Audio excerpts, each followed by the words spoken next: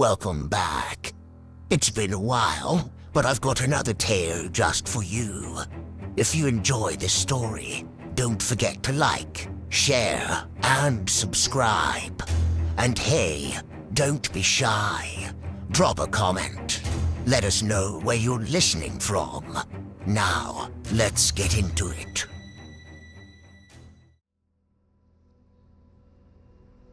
The town of Ember Falls whispered about Gray's Hollow like it was a curse. Never too loud, never too clear. Deep in northern Georgia, where the Appalachian fog lingered thick and cold, it lay unnamed on maps and shunned by locals. Hikers marked it as off-limits. But curiosity isn't so easily killed by folklore alone, because there was always someone who doesn't believe. Marcus, Jacob, and Chris had been friends since high school, bonded by late-night cram sessions, weekend gaming marathons, wings runs, and inside jokes no outsider could understand. Now adults, each worked in their chosen profession. But the bond hadn't faded. There's always that one friend who craves danger, the one who sees risk as a challenge. Marcus was that guy. Among his friends, he was the consummate thrill-seeker.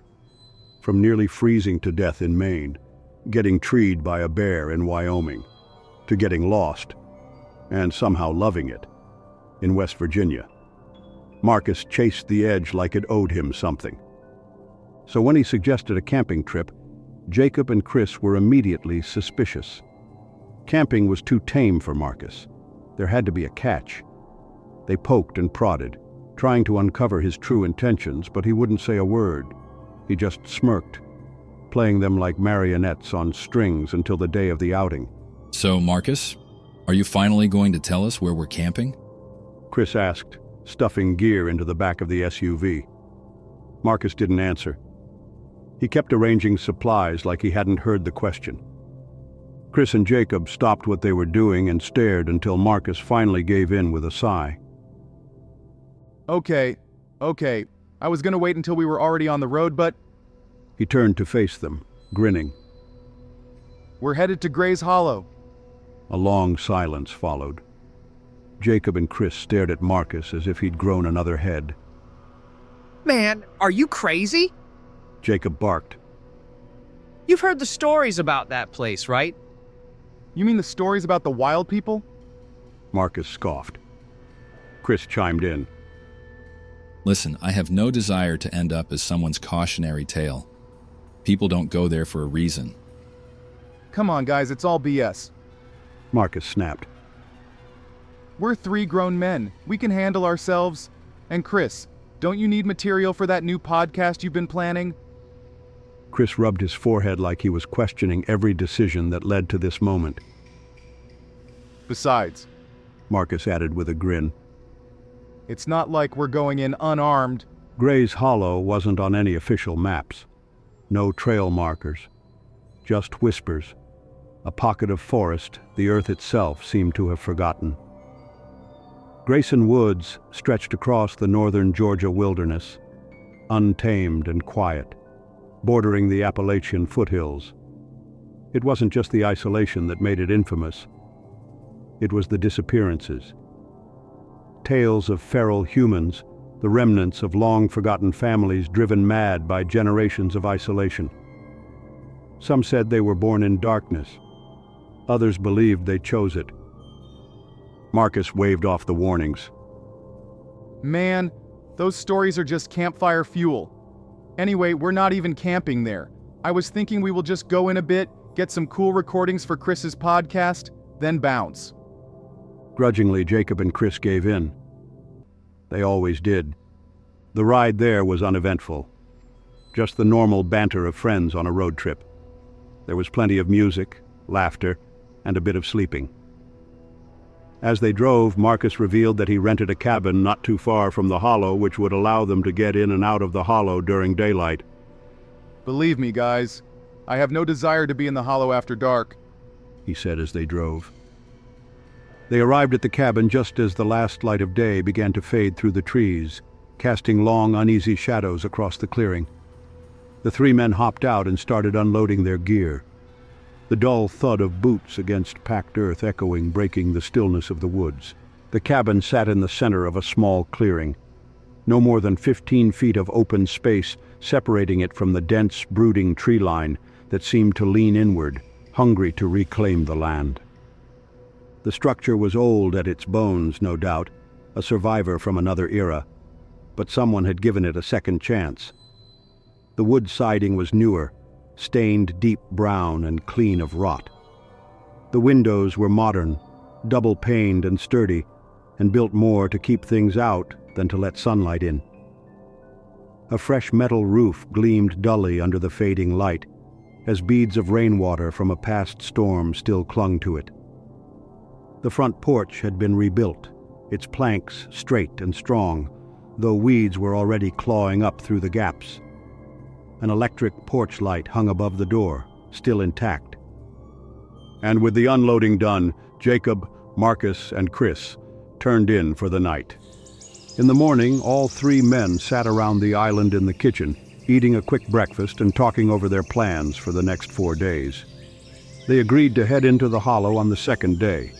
Better to get it over with, they figured, so they could spend the rest of the trip relaxing. The first day wasn't bad at all. Clear skies stretched overhead, a cool breeze stirred the trees, and birds filled the forest with their sweet melodies. The woods felt alive, welcoming even, as if the forest itself had decided to embrace them. Spirits high, they set off on a hike to the nearby lake. As they neared the water, the distant sounds of laughter, outboard motors, and splashing carried through the trees, a comforting reminder that, for now, they weren't alone out here. The sun's rays shone off the lake's surface like diamonds on a newly bought wedding ring. The smell of pine and water filled the air, as well as the scent of grilled meat. Before long, Jacob introduced himself to a few of the locals, and they happily welcomed Marcus and Chris to join their group. They laughed and talked about hunting, fishing, and camping. Things turned a bit sour when Marcus mentioned their plans for the following day. It was as if someone had hit the mute button. The conversation seized like a burnt-out engine on an old pickup truck. Even the air shifted. Jeb, an older man with a deep southern drawl and medium-length black hair hanging down over his face like the Undertaker, was the first to speak. His eyes locked on Marcus through the strands of his black hair, his expression unreadable. Now, why would you go do a damn fool thing like that? He said slowly, his voice low and rough like sandpaper dragged across stone. Jacob tilted his head, caught off guard by the sudden change in the mood. You mean heading out to the woods?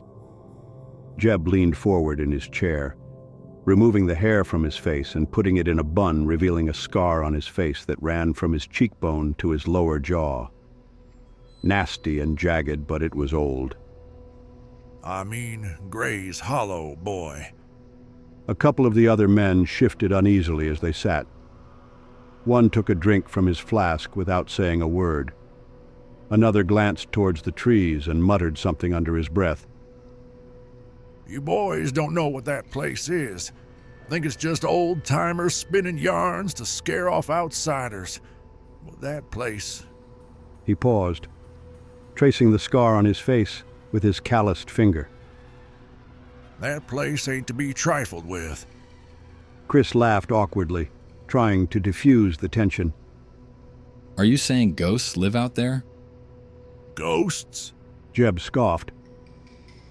Boy, there's things out there worse than any ghost. I went in once, found out firsthand. Jeb stared off into the woods across the lake. Something out there marked me, he whispered, rubbing the scar on his face. And if you got any sense, you'll stay your asses out of there. The group sat silent. The night air felt colder now. Even the crickets seemed to pause. Well, what do I know? Jeb muttered, taking a slow sip from his beer. I'm just some old coot. He let out a laugh. But it wasn't the kind that followed a good joke. It was the kind that said, You boys are gonna find out the hard way." After a silence that felt like it stretched for an eternity, the group gradually returned to normal, as if the mention of the hollow had never happened. It was like stepping in and out of the twilight zone. Conversations resumed, laughter trickled back in, and the tension dissolved into the humid Georgia air. Time passed. The sun began to dip below the tree line, casting long shadows across the clearing. The lake glimmered with fading light as the day prepared to say its last goodbye. People started packing up their coolers, folding chairs, and fishing gear. Farewells were exchanged, handshakes given, and jokes tossed out one last time. But Chris, standing at the edge of the water, had gone quiet. He was staring across the lake. Squinting against the distance, he rubbed his eyes, unsure of what he was seeing. "Yo, Jacob, Chris said, nudging his friend. let me borrow your binoculars." Jacob handed them over without question. It took Chris a moment to focus through the lenses, adjusting, scanning, until he found it. There, standing across the lake near the tree line, was a man, or at least what looked like one. He was half naked. His hair was wild and unkempt, body smeared in what looked like mud, skin pale and streaked like he'd crawled out of the earth itself. He wasn't moving, just watching, standing amongst those trees, still as a statue. Chris lowered the binoculars and blinked. When he raised them again, the figure was gone. Chris stood still for a moment longer, scanning the tree line again with the binoculars. But the figure was gone. Just trees now. Just shadows and fading light. He said nothing at first. Jacob called out. You good?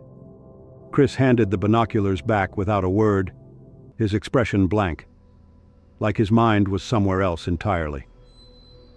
They walked back to the SUV where Marcus was tossing the last of the gear into the trunk. You see a ghost or something? Jacob asked, nudging Chris with a half laugh. Chris hesitated, then finally spoke. "I saw someone across the lake," he muttered. "Looked like a guy, barely clothed, covered in mud or something." Marcus looked over at Chris, rolling his eyes. Yeah, all right. You sure that wasn't just your mind playing tricks on you? After Jeb's little tale, I'd be seeing shadow people too. Chris didn't respond right away. He just kept looking over his shoulder at the lake as the last rays of sun disappeared. "Yeah, maybe." He finally said, though he didn't sound convinced. Marcus slammed the trunk shut. Let's roll, gentlemen. We'll all feel better once we're back in cell range and back at the cabin away from this place. They piled into the SUV and pulled away, dust trailing behind them as the approaching dawn watched in silence. The next morning arrived clear and still. Too still. The kind of silence that settled over the land like a warning no one wanted to admit. Up and well rested, they were gathered around the coffee table with protein bars, scrambled eggs, and black coffee in mugs. They didn't talk much about the night before. It hung in the air between them like fog.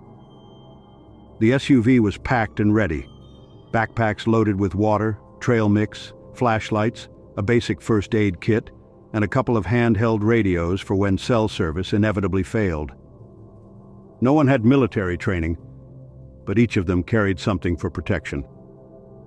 Jacob carried his Remington 870 pump-action shotgun. Nothing fancy. Just a solid, dependable firearm he'd taken hunting a few times. Marcus holstered a Glock 19, his concealed carry weapon. He kept it tucked in a worn hip holster, along with a compact machete strapped to the side of his backpack, for brush or, if needed, something worse. Chris, more into tech than weapons, had his .38 snub-nose revolver in a basic nylon holster, an old family heirloom he'd never actually fired outside of a range. Along with it, he packed a portable mic, a power bank, and his smartphone rigged with a grip and windscreen for recording in the field. They didn't talk about being armed. It wasn't bravado. It was just a precaution. A quiet understanding that whatever stories the Hollow held, they didn't want to face them empty-handed. By mid-morning, they began the 3-mile hike toward Gray's Hollow. The trail at first was tame. Dappled sunlight filtered through high canopies, the ground dry and soft beneath their boots. Birds called out in the distance, and the occasional cicada buzz filled the air. But as they drew closer to the Hollow's perimeter, things began to change. The wind faded. The birds went quiet. Even the bugs disappeared. The only sounds left were the rhythmic crunch of their boots on dirt and the occasional metallic click from shifting gear. Jacob paused, scanning the trees. Y'all feel that? Yeah, Chris replied, eyes narrowing. like the air's heavier. Marcus adjusted his pack, frowning. Yeah, it's called heat. Let's keep moving. Chris didn't argue. Instead, he pulled out his phone and compact mic. He pressed record. This is Chris Faulkner. He began, voice calm but cautious. We're less than a mile from Gray's Hollow. Locals say people go missing here. They say there's something wrong in these woods. Today, we're going to find out. He raised his phone to take a few photos of the tree line. Tall oaks and twisted pines hunched together like old men hiding secrets. Moss draped from branches like faded curtains, and the further they walked, the more the trees seemed to lean in. I'll be logging everything, sights, sounds, anything unusual. If this podcast ends mid-recording, well, tell my mom I love her. Jacob gave a dry chuckle. Dramatic much? Just covering all the bases. Chris replied with a smirk. Marcus, a few paces ahead, stopped and scanned the area. We're here. He said. We should be just inside Gray's Hollow. Let's go in a bit further and see what there is to see. They walked in silence for the next several minutes, the crunch of boots on dried leaves their only companion. It wasn't just quiet now. It was wrong. The birds were gone. The wind had stopped. Even the trees looked off. Gnarled roots twisted up from the ground like veins, and the forest floor sloped downward at angles that didn't make sense. Chris raised his mic and pressed record, marking the time, 2:47 p.m. We've officially crossed the perimeter of Gray's Hollow. No cell signal, no ambient noise, no life really, just trees and us. He paused, slowly panning his phone across the landscape. Chris continued. We've been hiking for about 30 minutes. Still no signs of wildlife. This place just seems darker even though there aren't many trees. This place just gives off an eerie vibe. They kept walking as Chris continued recording. About an hour had passed when Marcus suggested that they stop to eat and head back so they could make it back to the cabin before it got dark. Chris stopped. Yo, hold up. Jacob and Marcus turned, surprised by the sudden seriousness in Chris's voice. Chris stood still, peering through a small gap between two thick tree trunks. I saw something. He said, eyes narrowing. Just there, by that leaning pine. Jacob followed his line of sight. Probably a squirrel. Chris shook his head. It wasn't an animal, it looked like a person. Marcus exhaled. All right, let's head back before one of us starts hearing banjo music. They turned and started back the way they came, quickening their pace as unease crawled beneath their skin. The trees seemed to press in closer now, the trail less familiar than it had looked just an hour ago. The birds hadn't returned. The forest was mute, like it was holding its breath. Boots thudded against earth. Gear jostled with each step. Nobody spoke. They just made haste towards the cabin. Then, from the shadows ahead, a figure stepped out from behind a thick tree. Thin, unwashed, barefoot. Pale skin stretched tight over wiry muscles. Hair wild and matted, sticking to his dirt-smeared face. His eyes, too wide, too bright, gleamed with an unnatural stillness. He tilted his head slightly, cracked lips parting into a grin that didn't reach his eyes. Leaving so soon? He hissed. The three men froze. No one moved. Jacob slowly shifted his grip on the shotgun, the muzzle angled low but ready. The man didn't flinch. His eyes danced between them like he was deciding who to eat first as he licked his sun-dried lips. Chris finally found his voice. We don't want any trouble, man. We're just... Exploring? The man said, finishing his sentence. He took a slow step forward. What makes you think you can step into a man's home and not pay your respects? Marcus drew his Glock, finger off the trigger but firm on the grip. Back off. The man's grin widened as he took another step. Too late for backing off. You already belong to us. Then, like smoke on the wind, he turned and slipped back into the trees, gone as if he were never there. The three men stared at each other, trying to process what had just happened. Chris backed up, breath ragged. What the hell was that? Jacob didn't answer. He just shouted. Move! They ran, crashing through underbrush, branches clawing at their faces, roots trying to trip them with every step. It was as if the woods had turned against them. Then it came, a scream, high and ragged, human but not quite. More followed in the distance, howls and guttural yells echoing through the woods behind them, growing louder, closer. No one spoke. They just ran harder, hearts pounding, breath ragged, chased by something they couldn't see but knew was coming. They stopped for a moment to get their bearings. They had been running for a while now. Were they lost? Had they in their haste made a wrong turn? Marcus, are you sure we are going in the right direction? Chris shouted between breaths. Yeah. We just need to push a little further. We're almost there. Marcus barely got the words out when a sharp thunk hit the tree beside Chris's head. An arrow, old and jagged, quivering inches from his ear. Go! Jacob roared, yanking Chris by the arm. They tore through the woods, panic-fueled adrenaline giving them new speed. More arrows flew. One whistled past Marcus's leg, another cracked through a branch above Jacob. Somewhere behind them, whoops and hoots rang out. Taunts, laughter, voices too wild to be fully human.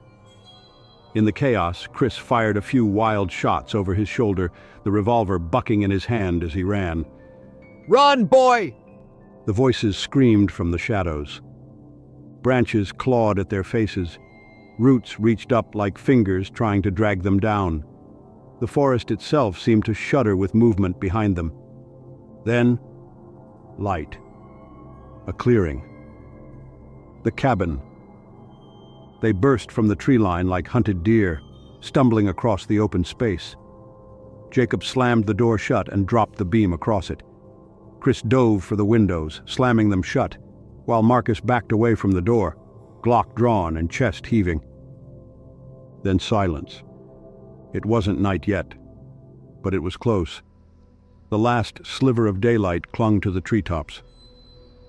Chris crept to the nearest window and peeked out. Nothing. No movement. Just trees. Just fading light. Then screams. All around the cabin. Yelling, howling, shrieking like a pack of wild animals circling a kill. No words. Just madness. Then, silence again. Followed by a voice, low, gravelly, dripping with venom and amusement. You think you're safe in there? It called. It was close. Too close. You best come out and pay your respects, or things gonna get real bad. You're gonna come out, or we're gonna come in. A A low, wet chuckle followed. Then nothing, but they all knew. They were being watched. And whatever was out there wasn't finished. Inside the cabin, the silence pressed against the walls like a second skin. Marcus paced near the fireplace, Glock still in hand. Chris stayed by the window, eyes scanning the tree line. Jacob stood guard at the door, his shotgun gripped tight. Then Marcus froze. Wait. He reached into the side pouch of his pack and pulled out a folded paper. Jeb's card, smudged and stained. I got his number, Marcus said. Who? Chris asked. Jeb from the lake. Marcus tapped at his phone. No bars. But one small blessing remained. The cabin's landline. He picked up the receiver, punched in the number. A few rings. Then click. Yeah? Came Jeb's voice, rough and raspy. Jeb, it's Marcus from the lake. We need help. Marcus said quickly. They chased us out of the hollow. They're trying to break into the cabin. A long pause.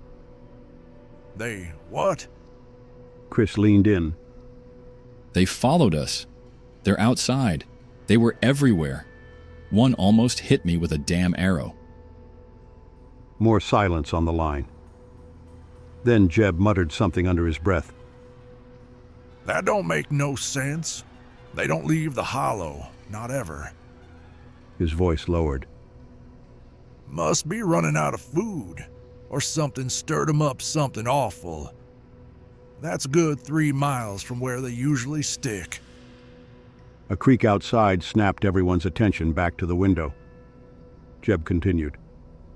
Don't worry, I'm getting some of the boys. We'll be there soon. I got a score to settle with those wild bastards anyway. Marcus hung up.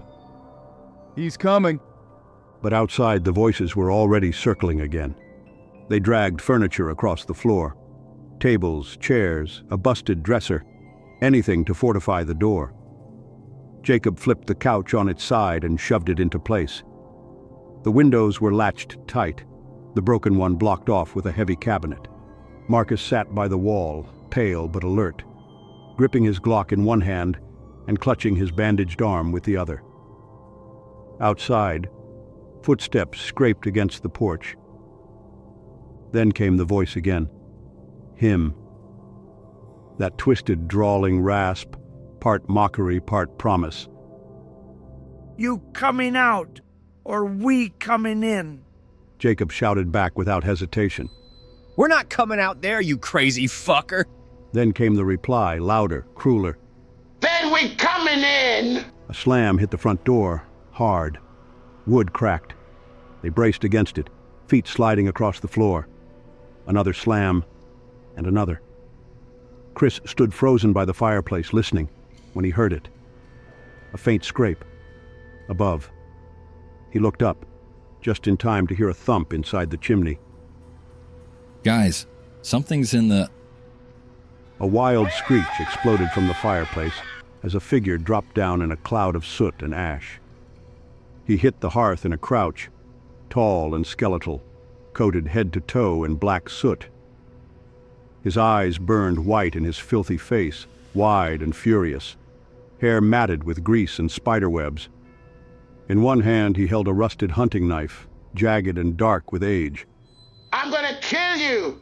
He shrieked, lunging forward. Chris screamed. Jacob fired point blank. The shotgun roared, and the soot-covered man dropped mid-charge, blood mixing with ash. Outside, the screams returned, louder now, enraged. They had crossed a line. The siege had begun. Wood splintered under another hit. The front door bowed, hinges groaning. Chris reloaded with shaking hands. How many are out there? Jacob didn't answer. He was already moving to the window, peeking through a crack in the barricade. Too damn many. Outside, more shadows darted between trees. Shapes pressed up against the glass, smeared faces, wild eyes, blood-stained grins. The window! Marcus shouted. A body slammed against the side window, then another. The glass held barely. Where the hell is Jeb? Glass shattered in the back room. They're inside. Chris shouted, spinning toward the noise. A lanky, mud-covered figure was halfway through the window, eyes wild, teeth bared. Marcus fired twice, the Glock barking in the tight space. The thing jerked back with a scream, but not before slashing at Marcus's arm with a rusty blade. He staggered, blood already soaking through his sleeve. Jacob rushed in and fired a blast from the shotgun, blowing the rest of the intruder back out the window in a spray of bark and bone. Chris dragged a cabinet in front of the broken window, hands shaking. Marcus slumped against the wall, teeth gritted. Chris tied a shirt around Marcus's arm as best he could. You're not dying here, man. Not tonight. Then headlights. A roar of engines. Voices, human ones. Jeb's truck skidded to a stop in the clearing, floodlights cutting through the trees. 4 other men jumped out, armed with rifles and hunting gear, weathered, pissed off, and ready. Jeb stepped out last, shotgun slung, eyes like fire. Come on out, you toothless bastards. Old Jeb's got something for you. Gunfire cracked in the clearing. Jeb and his crew had barely stepped out of the truck before they were on them. Figures burst from the trees, snarling, screeching, some armed with blades, others with nothing but their nails and teeth. The floodlights caught pale bodies streaked with mud and blood, eyes gleaming with bloodlust. Make your shots count. Jeb roared as his men opened fire. One of the men, Cal, took a blade to the leg, screaming as he dropped to a knee. Another, Ray, turned too slow, his limp body vanishing into the trees with a wildling clamped around his neck. His cries were short. At the cabin, Marcus and the others heard the chaos. They're getting overwhelmed. Chris shouted. Help me with the barricade! Jacob yelled. They threw furniture aside, ripped the couch back, and unlatched the door. Jeb came barreling through, dragging Cal with one arm and firing into the tree line with the other. Hope y'all saved us a seat. He barked as he kicked the door shut behind him. Inside, they regrouped, just for a second. The cabin, no longer fortified, groaned with pressure from outside. Jeb spat on the floor. This place is a coffin now. We leave together, or we don't leave at all. He racked a shell into his shotgun, eyes hard. Time to take the fight to 'em. Marcus helped Chris steady Marcus on his feet. Jacob slung his shotgun. Cal hobbled with his arm around another hunter. They all huddled around the front door like a football team before the next play. The front door swung open. The men burst out like ants from an anthill. They ran. Through the clearing, dodging bodies, human and not, toward the trucks. A snarl echoed, stopped Jeb in his tracks. There, at the tree line, stood him. The one who scared Jeb. Taller than the rest. Face like carved bark, jaw unhinged, eyes dead white. He was massive. As they stared at each other across the clearing, Jeb slowed as the others ran for the trucks, but he didn't follow. The clearing held its breath. From the tree line, the feral leader emerged, bare-chested, lean and twitching with anticipation. His face was smeared with ash, a necklace of finger bones hanging loose against his chest. In one hand, that same rusted blade, its edge chipped like teeth. He stared Jeb down, eyes burning with something old. You running again? His voice was low, dry like bark peeling from a dead tree. Thought you'd learned by now. Time to be a man, finally. No running, no guns. Jeb didn't speak. He unstrapped his shotgun and let it fall to the dirt with a dull thud. The wild man smirked, stepping closer. You remember the sound you made when I carved that pretty line across your face? He traced a dirty finger across his own cheek, mocking the scar. Didn't finish the job last time. Let's fix that. Jeb cracked his knuckles and stepped forward, face like stone. There ain't gonna be a next time. The feral raised his blade in silent agreement. The Hollow watched in silence as the two men closed the distance, one with nothing left to lose, the other with a score older than bones.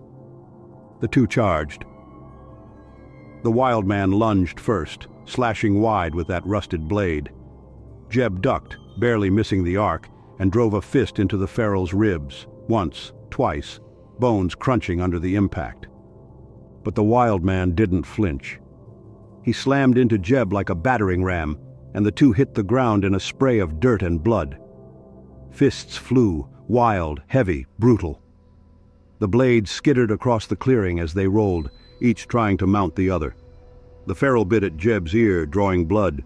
Jeb roared and headbutted him, once, twice, until blood streamed down the feral's face. But the bastard kept coming. He clawed at Jeb's eyes, hissed through broken teeth, and tried to knee him in the gut. Jeb caught the knee, twisted, and slammed him down into the earth with every ounce of rage he'd buried for years. The feral reached for the blade, but Jeb was faster. He dove onto the man's back, wrapping a thick arm around his throat, dragging him into a chokehold. The feral kicked and thrashed, blackened nails scraping at Jeb's arms, his face trying to break free. But Jeb didn't budge. He had him and wasn't letting go. The wild man's eyes bulged, spittle flying as his breath turned to wheezing gasps. Jeb leaned in close, voice a low growl in his ear. Ain't got much to say now, do ya? The feral's fingers clawed at the dirt now, twitching. Jeb gritted his teeth. Maybe you should have run this time. A deafening crack filled the air. The body went limp. Jeb let it drop to the forest floor, chest heaving, knuckles torn and bloody. The woods fell silent. Even the wildlings watching from the shadows knew their leader was dead. They gathered their fallen leader, carried his body into the woods, and disappeared. Jeb staggered. Chris ran over to help, but Jeb shoved him off. Don't need no damn help. He limped to the truck, climbed in, and fired up the engine like it owed him money. They returned at first light to retrieve their gear and any trace of what happened. The cabin was silent. No bodies, no blood. Only claw marks on the wood, and dark stains where the fight took place. Ray was never found. Marcus, Chris, and Jacob stood beside Jeb outside the cabin. The air was still, the forest heavy with silence. We owe you our lives, Jacob said. Jeb shrugged. Just evening the score. Chris looked back toward the tree line. You think they're gone? Jeb stared long and hard into the woods. Not gone, just watching. And from deep within the trees, barely visible behind a curtain of moss and shadow, a pair of eyes stared back. Menacing, unblinking, waiting. Gray's Hollow never forgets nor forgives.